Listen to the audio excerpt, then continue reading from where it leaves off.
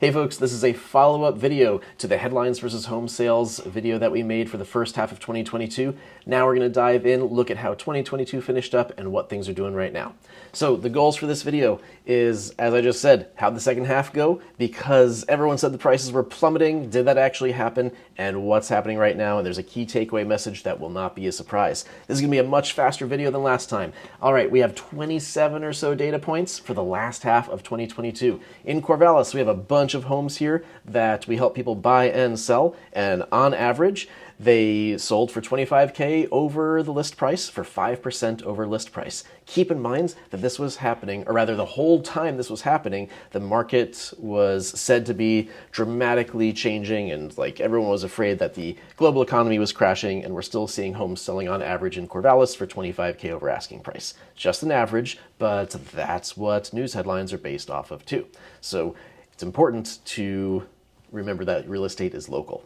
In Albany, in the second half of 2022, we saw something pretty different here. We saw on average homes selling for about $16K under list price. The Albany market had softened a bit. It was 98% sold to list price ratio there. So that's very different than 5% over for Corvallis, a couple percent under for Albany.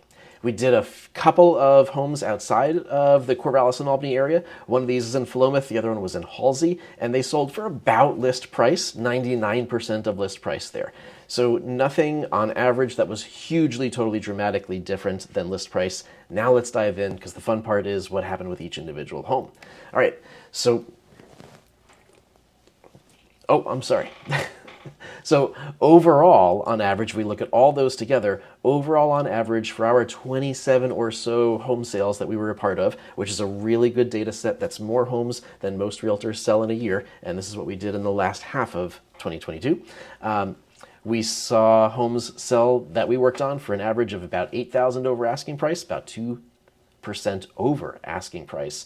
All the while, newspaper headlines were talking about how the economy was crashing, the market is dramatically shifting, and it did change, and it does feel different, but not as dramatic here as maybe in other places. All right, so some current pending sales too. We've got 4 currently in escrow. On average, they are 98% of the list price. On average, they're just a couple thousand, few thousand, less than asking price. All right, Corvallis sold.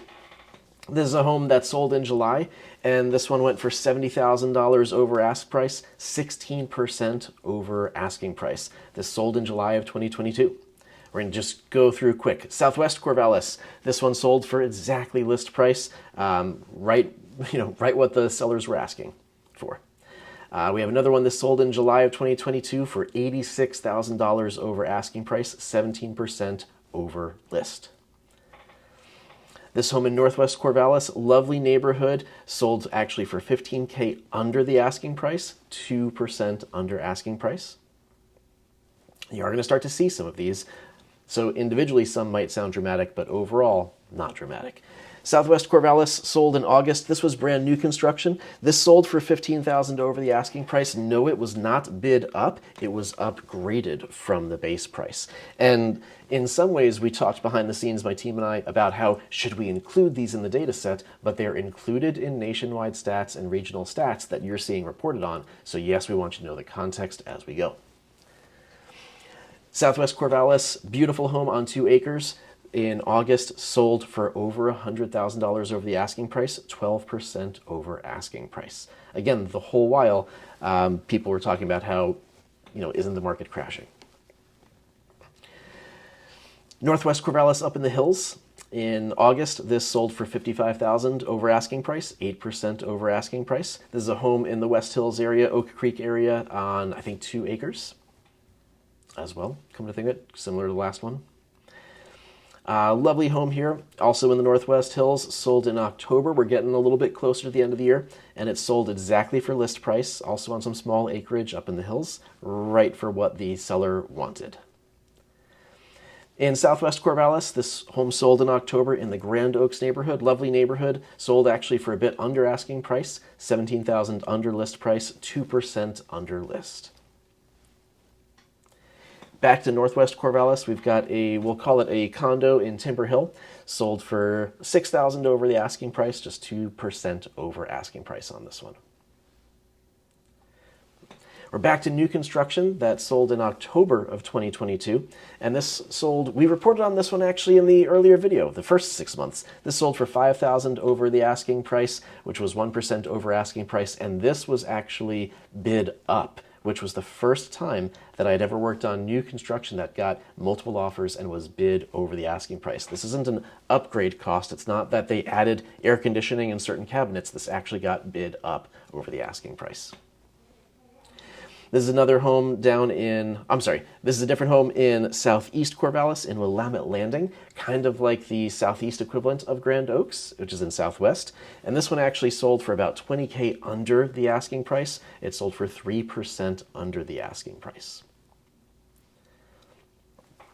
And then in December, we finished off the year with this home for buyers of ours, bidding the price up $35,000 over the asking price, 11% over the asking price, which was not terribly surprising because you also need to notice different submarkets at different price points. This was listed for $325K. So this isn't a $700,000 home that maybe got one offer. This got 5 or 6 offers, got bid up, but it didn't get bid up $100,000. It got bid up $35,000. If this were 6 months earlier, it would have gotten bid up even more. So the market does start to feel pretty different the last 6 months of the Corvallis cycle there in 2022.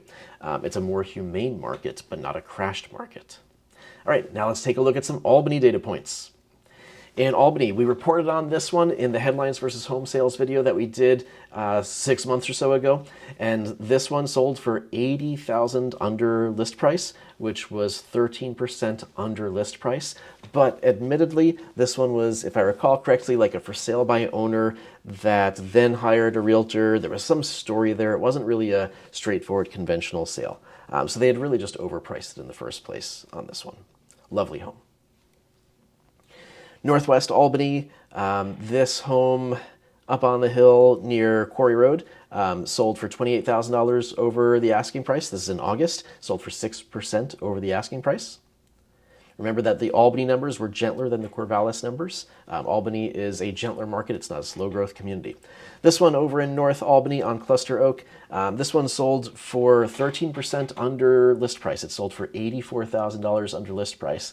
Great home, phenomenal home. And I remember when we were selling this home, because I was the listing agent on this one, working for the sellers, it felt like as we were selling this home was when the market started to change. We were pretty surprised that this didn't fly off the shelf and ended up having dramatic price adjustments before someone swooped it up. New construction in North Albany, we did 3 of these last year. This one sold in September for exactly list price, right around $500K.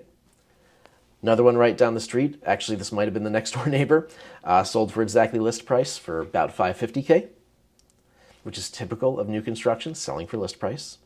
And then this one, North Albany, but around the corner, different street, sold for just a little bit over list price, but I think because there were some upgrades, not because it got bid up. So 1% over list price on this one in North Albany, new construction.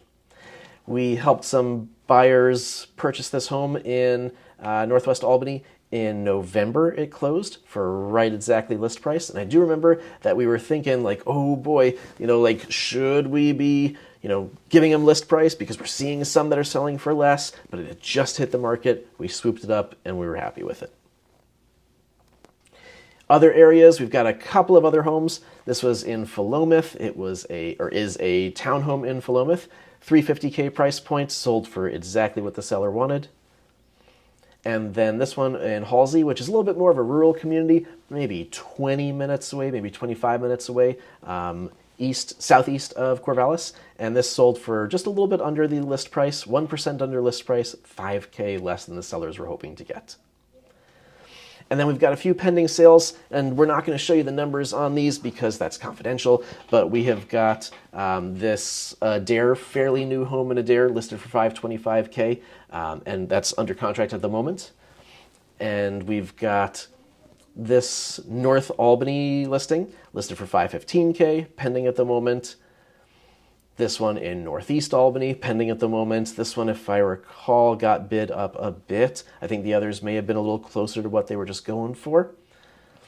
And then we've got some land in Sweet Home that is under contract. And I feel like my buyers are getting a little bit of a better deal than this was listed for. Or I should say our buyers. All right. So the goals for this video, how'd the second half of 2022 finish? Well, you're seeing that it finished pretty well. Corvallis homes were still on average getting bid up a little bit, but not insanely, high over, maybe 5% over all in all.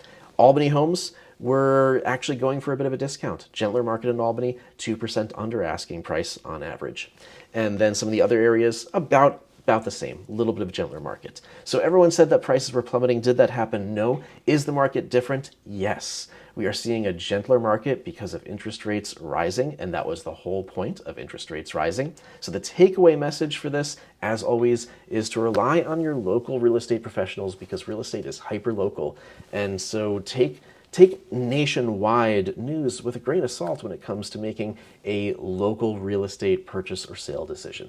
Consult with your local trusted advisors. If you're in our area, we'd be happy to be those people for you, to be your trusted team members. And I appreciate you checking out how the things went in the market recently. So let us know what questions you have, and thanks for checking out our videos. Bye for now.